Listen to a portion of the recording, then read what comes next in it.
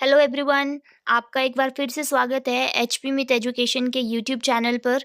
आज की इस वीडियो में हम साइकोलॉजी से रिलेटेड कुछ एमसीक्यूज डिस्कस करेंगे। तो हमारा फर्स्ट क्वेश्चन है, who said that psychology is an objective and experimental science. मनोविज्ञान एक वस्तुनिष्ठ और प्रयोगात्मक विज्ञान है, ये किसने कहा था? ऑप्शन ए है स्किनर, बी है वॉटसन, सी है पैब्लब, डी है वुडवर्थ।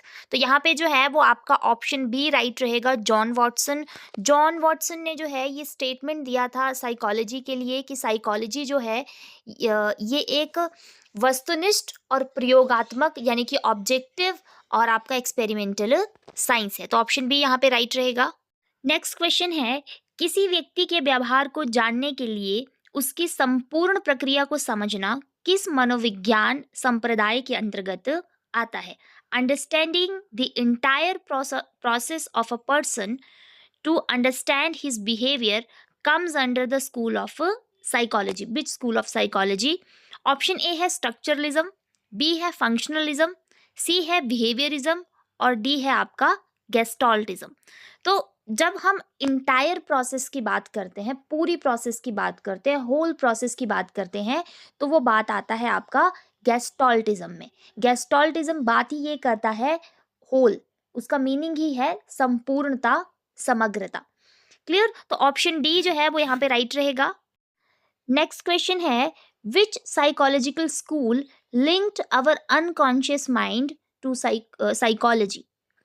हमारे अचेतन मन को मनोविज्ञान से किस मनोवैज्ञानिक संप्रदाय ने जोड़ा था? साइको एनालिसिस, गेस्टॉल्टिज्म, फंक्शनलिज्म या नन ऑफ दी अबव। तो जितने भी स्कूल ऑफ साइकोलॉजी हैं उनमें से जो psycho analysis school of psychology है उसमें ये बात बोली गई है कि आपका जो अनकॉन्शियस माइंड है कहीं ना कहीं वो ज़्यादा जुड़ा होता है हमारी साइकोलॉजी से। क्लियर? तो ऑप्शन ए जो है साइको एनालिसिस यहाँ पे राइट रहेगा। नेक्स्ट क्वेश्चन है, who is the father of spiritual humanism? आध्यात्मिक मानवतावाद के जनक कौन है? ऑप्शन ए है कार्ल रोजर, बी है अब्राहम मेस्लो, सी है मिलर या डी है ब्रूनर। तो यहाँ पे स्पिरिचुअल ह्यूमनिज्म की बात की गई है, आध्यात्मिक मानवतावाद की बात की गई है, तो उसके फादर हैं आपके अब्राहम मेस्लो। ऑप्शन बी जो है वो यहाँ पे राइट रहेगा। नेक्स्ट क्वेश्चन है, what are the things used in functionalism school of psychology to understand behavior? प्रकार्यवाद मनोविज्ञान स्कूल में किन चीज़ों का प्रयोग व्यवहार को समझने के लिए किया जाता है? Mental experiences, mental power, option 1 और 2 या नन ऑफ द अबव। तो आपका जो फंक्शनलिज्म है, फंक्शन किसी चीज़ के फंक्शन को समझने के लिए कोई फंक्शन कैसे करता है तो उसके मेंटल एक्सपीरियंसेस और उसकी जो मेंटल पावर है उन दोनों को ही समझना बहुत इंपॉर्टेंट होता है। तो यहाँ पर आपका ऑप्शन सी राइट रहेगा। ऑप्शन ए और बी मतलब 1 और 2 दोनों ऑप्शन जो है यहाँ पे राइट रहेंगे। नेक्स्ट क्वेश्चन है, who said psychology is the study of behaviour? तो आपके मनोविज्ञान को व्यवहार का अध्ययन किसने कहा कि व्यवहार का अध्ययन जो है आपका स्टडी ऑफ बिहेवियर है, ये किसने कहा था? जॉन वॉटसन ने कहा था, विलियम जेम्स ने कहा था, जॉन डीवी ने कहा था या टिचनर ने कहा था? तो ऑप्शन ए यहाँ पे राइट रहेगा। जॉन वॉटसन ने जो है वो कहा था कि आपका साइकोलॉजी क्या है? स्टडी ऑफ बिहेवियर है, यानी कि व्यवहार का अध्ययन है। तो ऑप्शन जो यहाँ पे ए है। नेक्स्ट क्वेश्चन है, संबंधवाद मनोविज्ञान के जनक कौन है? यानी कि आपके कनेक्शनिज्म साइकोलॉजी जो है उसके फादर कौन है? ऑप्शन ए है स्किनर, बी है पैब्लब, सी है वुडवर्थ या डी है जॉन वॉटसन। तो जॉन वॉटसन को भी संबंधवाद साइकोलॉजी जो है, कनेक्शनिज्म साइकोलॉजी जो है उसके फादर बोला जाता है। ऑप्शन डी जो है वो यहाँ पे राइट रहेगा। नेक्स्ट क्वेश्चन है, where was the first psychology lab established in India? यहाँ पे इंडिया की बात हो रही है। भारत में पहली साइकोलॉजी की लैब जो है वो कहाँ खोली गई थी? Option A Calcutta, B Delhi, C Kerala या डी मैसूर। तो पहली जो आपकी साइकोलॉजी की लैब थी वो आपके कलकत्ता में खोली गई थी 1916 ईस्वी में सेन गुप्ता के द्वारा। तो ऑप्शन ए जो है वो यहाँ पे राइट क्वेश्चन है, which of the following were the works of William बुंट?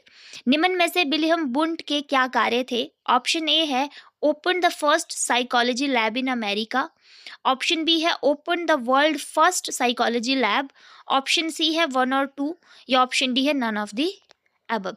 तो दुनिया की सबसे पहली जो साइकोलॉजी की लैब थी वो विलियम वुंट ने खोली थी, लेकिन अमेरिका में उन्होंने जो है वो साइकोलॉजी की लैब नहीं खोली थी। वो स्टेनले हॉल करके एक व्यक्ति हैं जिन्होंने अमेरिका में पहली साइकोलॉजी की लैब खोली थी। तो ऑप्शन बी जो है वो इस क्वेश्चन का राइट रहेगा कि विलियम वुंट ने दुनिया की पहली साइकोलॉजी की लैब खोली थी, जो कि जर्मनी के लिपजिंग नामक शहर में। नेक्स्ट क्वेश्चन है, in which school of psychology it is said that the unconscious mind motivates our desire. मनोविज्ञान के किस स्कूल में ये कहा गया था कि अचेतन मन हमारी इच्छाओं को प्रेरित करता है? Psychoanalysis school of psychology, gestaltism school of psychology, functionalism school of psychology, या कॉग्निटिविज्म स्कूल ऑफ साइकोलॉजी। तो अनकॉन्शियस माइंड की जो बात की गई थी वो psychoanalysis school of psychology में की गई थी। तो ऑप्शन ए जो है psychoanalysis school of psychology में जो है ये बात की गई थी। ऑप्शन ए यहाँ पे राइट। नेक्स्ट क्वेश्चन है, what happens to children due to genetics? अनुवांशिकता के कारण बच्चों में क्या होता है? ऑप्शन ए है ओनली डेवलपमेंट, ऑप्शन बी है ओनली ग्रोथ, ऑप्शन सी है ए और बी बोथ, या डी है नन ऑफ दी अबव। तो ड्यू टू जेनेटिक बच्चे में दोनों चीजें होती हैं, उसकी डेवलपमेंट भी होती है और उसकी ग्रोथ भी होती है। तो ऑप्शन सी जो है वो राइट रहेगा, डेवलपमेंट एंड ग्रोथ, ए और बी। नेक्स्ट क्वेश्चन है, which of the following areas of development is called growth? निम्न में से कौन सा विकास का क्षेत्र वृद्धि कहलाता है? Physical development, emotional development, linguistic development, या फिर डी आता है आपका मॉरल डेवलपमेंट। तो जो आपका फिजिकल डेवलपमेंट होता है उसे हम ग्रोथ भी कहते हैं। ऑप्शन ए जो है वो यहाँ पे राइट रहेगा, फिजिकल डेवलपमेंट। नेक्स्ट क्वेश्चन है, when does growth start in a child? वृद्धि किसी बच्चे में कब शुरू होती है? ऑप्शन ए है इन्फेंसी, बी है चाइल्डहुड, सी है अडल्टहुड, और डी है नन ऑफ दी अबव। तो जो आपका वृद्धि है वो किसी बच्चे में इनमें से किसी भी स्टेज में शुरू नहीं होता। इस स्टेज से पहले गर्भाधान अवस्था रहती है, प्री नेटल स्टेज रहती है, वहां से ही जो ग्रोथ होती है बच्चे की वो शुरू हो जाती है। तो ऑप्शन डी आएगा यहाँ पे, none of the above. Next question है, which of the following areas of development can be measured? निम्न में से किस विकास के क्षेत्र को मापा जा सकता है? मेंटल डेवलपमेंट को, ग्रोथ को, फिजिकल डेवलपमेंट को, या ऑप्शन 2 एंड 3, मतलब ऑप्शन बी या सी। तो जो ऐसा विकास, ऐसी डेवलपमेंट जिसे मापा जा सकता है कि इतने में है, इतने हैं, तो वो होती है आपकी ग्रोथ यानी कि फिजिकल डेवलपमेंट। तो ऑप्शन बी और सी दोनों सही रहेंगे। यहाँ पे ऑप्शन डी जो है 2 और 3 राइट क्वेश्चन है, डेवलपमेंट डिपेंड्स ऑन, विकास निर्भर करता है, option A heredity, B environment, C आता है आपका न्यूट्रिशनल, या डी 1, 2 और 3। तो ऑब्वियसली इन तीनों पे ही डिपेंड करता है आपका डेवलपमेंट। हेरिडिटी पे भी डिपेंड करता है, इन्वायरमेंट पे भी डिपेंड करता है, और आप किस तरह का खान पान पोषण आहार लेते हैं, न्यूट्रिशंस लेते हैं, उसके ऊपर भी डिपेंड करता है। ऑप्शन डी यहाँ पे आपका राइट रहेगा। नेक्स्ट क्वेश्चन है, which of the following is not a law of heredity? निम्न में से कौन सा अनुवांशिकता का नियम नहीं है? Like begets like, option B law of variation, option C law of exercise, option D है लॉ ऑफ रिग्रेशन। तो यहाँ पे जो आपका ऑप्शन नंबर सी है लॉ ऑफ एक्सरसाइज, ये कोई हेरिडिटी का जो लॉ है, नियम है, वो नहीं है। ऑप्शन ए, बी और डी जो है वो तीनों हेरिडिटी के गुण हैं, सॉरी नियम है, लेकिन जो ऑप्शन सी है लॉ ऑफ एक्सरसाइज वो हेरिडिटी का नियम नहीं है। तो ऑप्शन सी यहाँ पे। नेक्स्ट क्वेश्चन है, which of the following area included in the developmental environment of a child? निम्न में से कौन सा एक बच्चे के विकासात्मक वातावरण में शामिल होता है? माता पिता, उसके दोस्त, स्कूल, या फिर ऑप्शन डी आएगा 1, 2, 3, या फिर ऑप्शन ई भी है यहाँ पे दोस्त और स्कूल।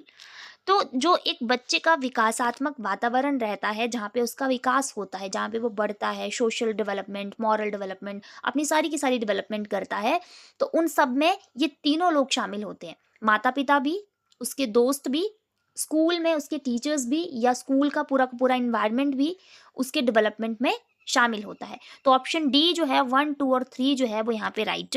नेक्स्ट क्वेश्चन है, लाइक बिगिट्स लाइक मीन्स, जो हेरिडिटी का एक लॉ है, लाइक बिगेट्स लाइक, इसका क्या मतलब होता है? माता पिता के जैसे होना, माता पिता से कम होना, माता पिता से ज़्यादा होना, या उपरोक्त में से कोई नहीं। तो जो लॉ ऑफ हेरिडिटी है आपका, लाइक बिगेट्स लाइक, मतलब जैसे माता पिता वैसे ही बच्चे। अगर माता पिता इंटेलिजेंट तो बच्चे भी, माता पिता अगर कम इंटेलिजेंट तो बच्चे भी कम इंटेलिजेंट। तो इसमें जो है वो ऑप्शन ए आपका राइट रहेगा, माता पिता के जैसे होना ही होता है, like begets like, option A यहाँ पे राइट रहेगा। नेक्स्ट क्वेश्चन है, अनुवांशिकता के द्वारा बच्चों में कौन कौन से गुण उसके माता पिता से आते हैं? शारीरिक गुण, मानसिक गुण, व्यक्तिगत गुण, या उपरोक्त सभी? तो यहाँ पे जो है ऑप्शन डी आपका उपरोक्त सभी यहाँ पे राइट रहेगा, क्योंकि जो हेरिडिटी के थ्रू या फिर जेनेटिक्स के थ्रू जो है वो बच्चों में कुछ फिजिकल ट्रेड्स भी आते हैं, मानसिक यानी कि मेंटल ट्रेड्स भी आते हैं, और व्यक्तित्व यानी कि पर्सनैलिटी ट्रेड्स भी जो है बच्चे में आते हैं। तो ऑप्शन डी जो है उपरोक्त सभी यहाँ पे राइट रहेगा। नेक्स्ट क्वेश्चन है, प्रिंसिपल्स ऑफ साइकोलॉजी किताब किसने लिखी थी? विलियम जेम्स ने, वॉटसन ने, पैबलव ने, या फिर स्किनर ने? तो प्रिंसिपल्स ऑफ साइकोलॉजी नामक बुक जो है बहुत इंपॉर्टेंट है, ये लिखी थी आपके विलियम जेम्स ने, जो कि फंक्शनलिज्म के फादर हैं।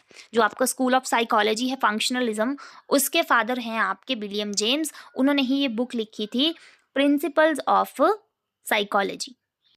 तो ऑप्शन ए जो है विलियम जेम्स यहाँ पे राइट रहेगा। तो इस तरह से आज के वीडियो में हमने साइकोलॉजी के जो हैं वो 20 एमसीक्यूज डिस्कस किए। अगर आज का वीडियो आपको अच्छा लगा हो तो वीडियो को लाइक कीजिएगा, वीडियो को शेयर कीजिएगा, और ऐसे ही वीडियोस को देखने के लिए हमारे चैनल एचपी मिथ एजुकेशन को सब्सक्राइब कीजिएगा। Thank you.